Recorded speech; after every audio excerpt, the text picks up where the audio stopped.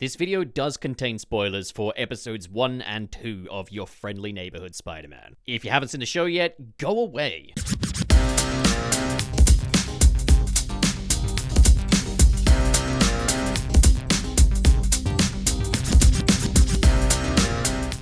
Hey, what's up? I'm Channel Pop Fanboy Supervillain, and today we are reviewing the very first 2 episodes of Your Friendly Neighborhood Spider-Man, which dropped on Disney Plus just today as I record this. And, wow, it feels like the trailer just dropped yesterday. There was barely any marketing for this thing, but I guess that is the way streaming TV shows go. Subscribe if you haven't already and you love Spider-Man, this is the place to be. And if you want to support these Spidey shenanigans just a little further, the link to my Patreon page is in the description below. You can get ad-free videos, occasional early access, and just so much more. Thank you very much.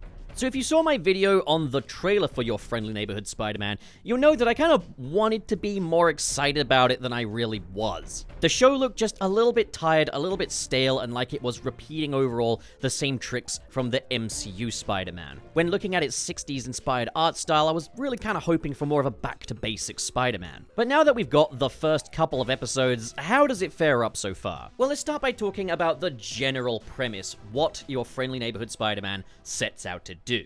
So we've got a kind of an alternate history take on MCU Spider-Man. In a way, it's like an expansion of kind of Marvel's What If, except it is exclusively about this version of Spider-Man, seeing his story through a series of episodes rather than just a one-shot. We set up Peter Parker and Spider-Man, and everything is pretty normal until Peter gets a visit from Norman Osborn as opposed to Iron Man.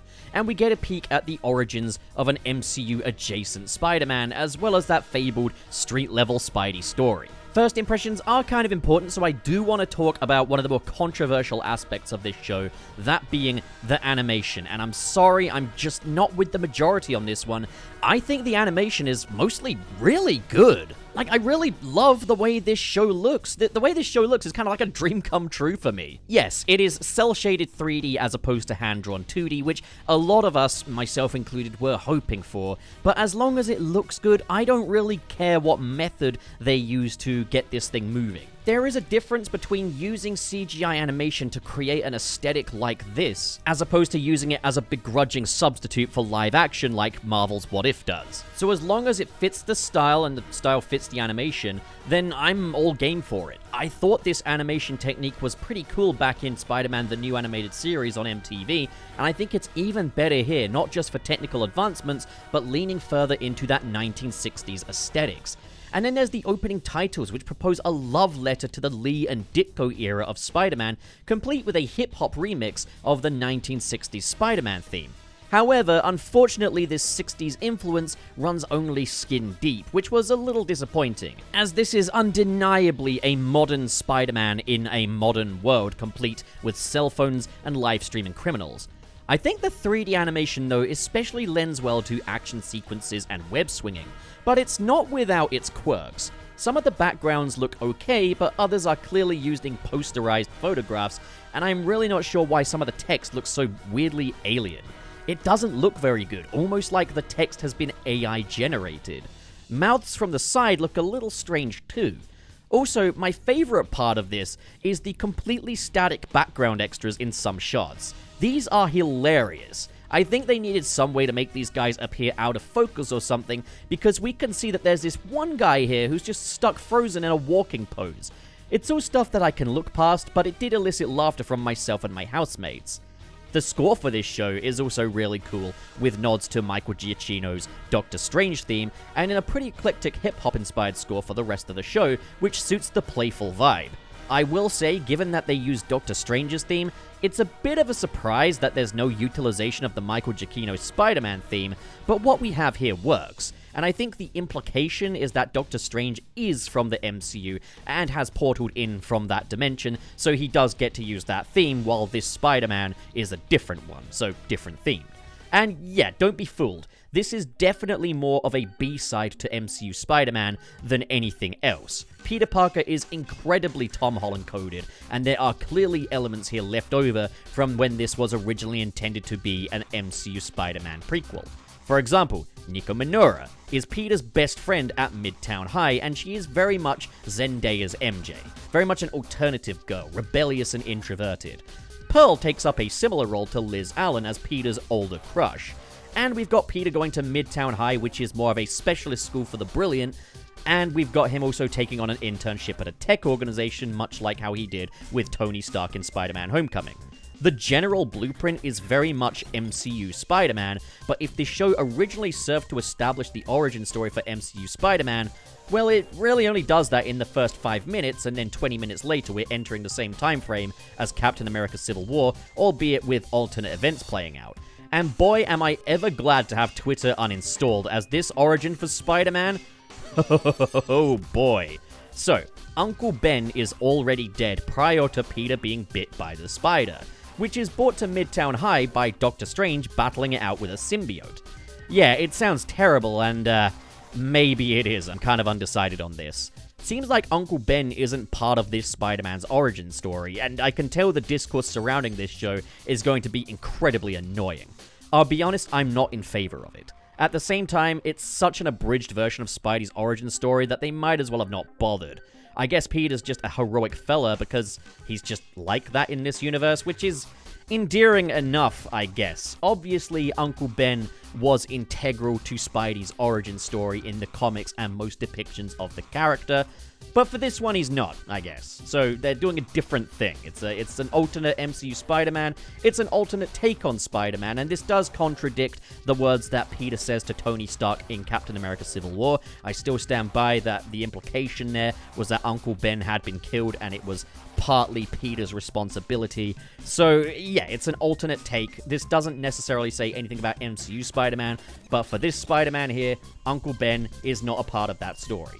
Perhaps they'll explore more of this later. Maybe similar things happen to Uncle Ben, and only now does Peter have the actual power to change things and make them right. Maybe being Spider-Man isn't a cause for his guilt, but a gift to allow him to make up for it. But maybe I'm just getting my wires crossed. Simply put, it looks like this show is not an origin story for Spidey, so MCU Spidey's origins will continue to be ambiguous regardless. If anything, this opening made me kind of just game for a Doctor Strange animated series, and I think we could have just began the show without this. It's the Spider-Man origin story, but the spider's from the multiverse, and there's a symbiote, and there's Doctor Strange, and it just reeks of just some studio exec clacking Marvel Legends action figures together, while also gutting that origin story of its emotional core, which is Uncle Ben. Fortunately for the first 2 episodes of this series anyway, that opening scene is the weakest part. Moving past that, the first episode focuses primarily on Peter's school life and his very small-scale street-level adventures as Spider-Man. He's got a crush on Pearl, who used to be his babysitter, but unfortunately he was a little too late as Pearl is now dating Lonnie Lincoln, the high school jock. But in a fun twist, Lonnie actually looks up to Peter and the two get along really well. In this first episode, we also established through Lonnie's perspective that there's still a lot of racial profiling going on, even in this modern New York, and I'm looking forward to seeing kind of how that plays out, like what's going to happen next. Could this be what leads him to become Tombstone? Are we maybe getting more of a sympathetic take on that character? We've also got Harry Osborn being chased down by some live-streaming criminals who I think are meant to be the enforcers? I don't know. Oh, nope, I think I'm wrong about that. I think this guy's outfit just happened to be an homage. Harry is rescued by Spider-Man, and that'll probably lead somewhere else. So we're doing kind of the spectacular Spider-Man the animated series thing of slow burn characters. Characters are introduced early on that will go on to become other things. Also, every Osborn in this show wears green. It's so silly. And that's episode 1, and to be honest, origin story notwithstanding, I found myself really enjoying the Spidey antics and exploring a little more of Peter's school life. Nico Minora plays off of Peter really well, and there are some really fun directorial decisions, particularly this tracking shot following Peter's web. The second episode focuses more on Peter at the Oscorp internship, and well, it sucks. The internship, that is, not the episode. Peter's mentor there is an asshole. The other students are kind of assholes too. It's a fun twist, to be honest. At Midtown, he gets along with everyone, including the jocks, who in other Spidey stories would commonly be his bullies, but in this case, he's among his own kind, and they're a bunch of assholes. I am not your groovy camp counselor who will let you sip a cold one and go skinny dipping in the lake. Man, that is a lot to unpack. That's crazy. What's his backstory? We're also introduced to Dr. Connors as well, once again, slow burn characters. Now, there's no saying that all of these will definitely go on to become the villains that we know them as from the comics, as after all, the MCU hasn't done that. We've got Ned Leeds, but it doesn't look like he's ever going to actually become the Hobgoblin. Cindy Moon exists in the MCU, but there's nothing to say that she's going to become Silk either. There's a lot of instances where names could just be names. However, during the break period, Peter is pulled away from the internship to battle Butane, who's burning down the wrong building. You're looking at the future site of 52nd Street. We're on 51st Street. This battle is a lot of fun, especially when it moves over to the pet shop and Spidey has to rescue the different animals from the battle. It's a street-level Spidey fight with a fun comedic twist, and there's animals involved, so hell yeah. After this, Peter returns to Oscorp, where Norman reveals that he knows Peter's secret identity because CCTV caught footage of Peter changing into his Spidey suit in the stairwell. Idiot, always look for cameras, dude. That's like Secret Identity 101. And we leave things off on that cliffhanger, although we really do have some idea of what comes next based on the trailer. On paper, this does all sound very been there, done that, which is kind of the vibe I got from the trailer, so I'll be honest, I can't quite put my finger on why I enjoyed this show as much as I did. Maybe it's that moving past my frustration with kind of harping on the same stories and characterizations of Spider-Man, this is still Spider-Man at the end of the day, and I just like Spider-Man, I guess. Or maybe it's the fact that we're not yet in the thick of the Oscorp internship and he doesn't have the tech suit just yet, but you know he's going to get one. I just enjoyed the street-level antics of this Spider-Man, seeing him battle against some pretty basic crooks and criminals, and how, yeah, he really is kind of that mascot for the little guy. There's a scene where Spider-Man returns some stolen cash to a store owner, but asks that the store owner not press charges because the lady who stole it is pretty desperate. You've heard all the stereotypes about superheroes, especially Batman just beating up poor people for stealing medicine and such, and this show goes out of its way to say, no, that is not what this character is about. And I really appreciate that. This show is just full of little fan service nods to Spidey history, from the Crusher Hogan cameo to what appears to be a 1960s Stan Lee cameo, through to nods to different classic Spidey comic covers. Oh, you guys think you're so funny, don't you? Well, newsflash, you are. So even if I wish the 60s influence were a little bit more embedded into the writing, I will always love the way this show looks and the amount of love in the animation. The voice cast do a nice job as well. I like Hudson Thames' performance much more in this than I did in What If. He does a decent Tom Holland impersonation. Slightly cartoonier or perhaps a bit more anime than Tom Holland usually sounds, but he fits well enough. Coleman Domingo is great as Norman Osborn. My housemates initially thought he was voiced by Willem Dafoe, and wouldn't that be something? I take it he fits the bill then. Grace Song has all the charisma necessary to make a character like Nico Minoru work, and we've also got yet another Roger Craig Smith jump scare. Mr. Osborn wants a word with you. Now I have to address the social media elephant in the room.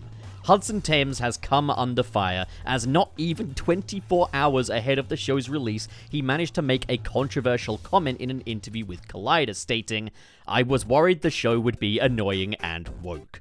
What are you doing, Riverman? Who are you trying to impress with this comment? I'm gonna give him the benefit of the doubt for a sec here, and assume his definition of woke is, well, the actual one, rather than the one that hypersensitive grifters use. Perhaps he was concerned that representation in the show would be handled in a hollow and performative way, as opposed to an honest portrayal. Because he says the show isn't woke, yet goddamn, this show is a melting pot of different cultural backgrounds both in the cast and production team, that has themes of racial profiling and the wealthy elite, all having skeletons in their closet. Nobody gets as scary rich as that guy without doing some shady stuff along the way. You've got swapped ethnicities, gender bending, you name it, everything here that could meet the grifted definition of the word woke is here. Perhaps he was trying to win over that hypersensitive grifter crowd, but they're not gonna fall for that. Look at this show. There's enough different hues and shades on screen here to put them in cardiac arrest. This is something that I obviously don't have any issue with, so long as the characters in their stories are respected, and that is where my big critique comes into play.